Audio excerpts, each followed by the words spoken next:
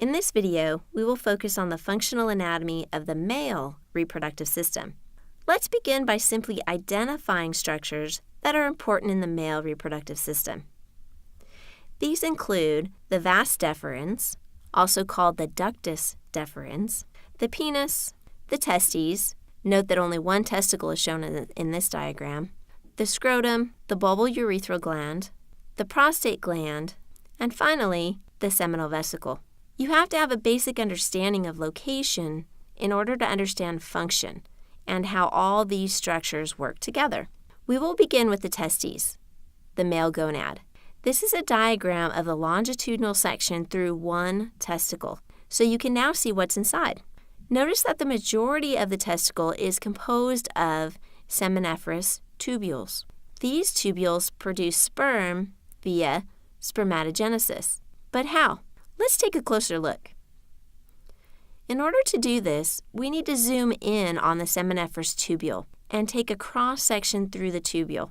Imagine taking a garden hose and cutting it in half. This would be similar to cutting the tubule in half and looking at what's inside.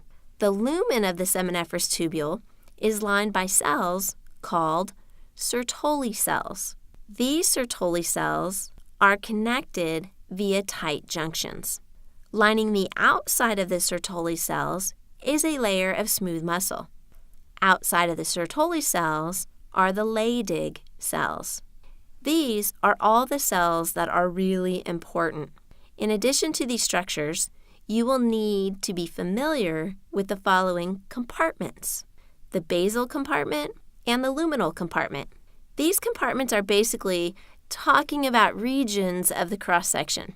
If we are talking about the basal compartment, we are talking about the area that goes from the tight junction toward that smooth muscle. And if we are talking about the luminal compartment, we are talking about the area that goes from the tight junction toward the lumen. Now that you are familiar with the structures, let's focus on their functions.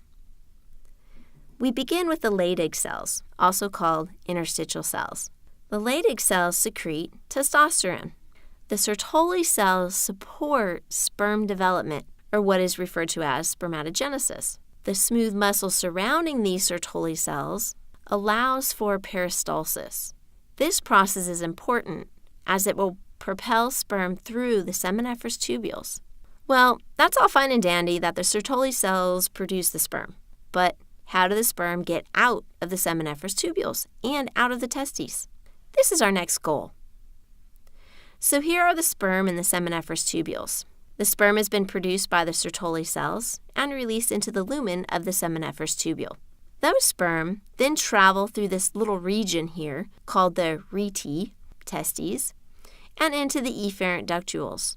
This is the point at which the sperm exit the testes. From the efferent ductules, the sperm enter the epididymis and will ultimately make their way to the vas deferens. So that is the pathway the sperm are taking to get out of the testes. What propelled the sperm through all those structures? Peristalsis.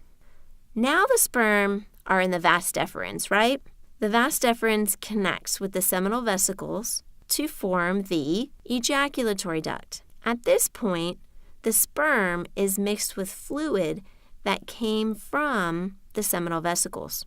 The ejaculatory duct penetrates through the prostate gland to join the urethra. As such, the sperm wind up in the urethra, which receives substances from the bulbourethral glands. Thus, both urine and sperm are in the urethra. So that was just the pathway that sperm take from the seminiferous tubules to the urethra. Now, let's look more closely at the accessory glands I mentioned earlier. The seminal vesicles secrete an alkaline fluid that contains fructose, enzymes, and prostaglandins. Remember, alkaline fluids are basic. The purpose of this alkaline fluid is to neutralize the acid that is in the female reproductive tract. The fructose is used for energy. Remember, sperm have to swim, so they need energy for motility. The enzymes in the fluid facilitate semen clotting. There are also prostaglandins in this fluid. These are for motility and viability of the sperm. The prostate gland is another accessory gland. The prostate gland secretes citrate, which is an energy source for sperm motility and enzymes that will break down the semen clot once it is in the female reproductive tract. Okay, so take a second to make sure you understand. The semen clots during ejaculation and is then broken down once it's inside the female reproductive tract. The last accessory gland is the bulbourethral glands.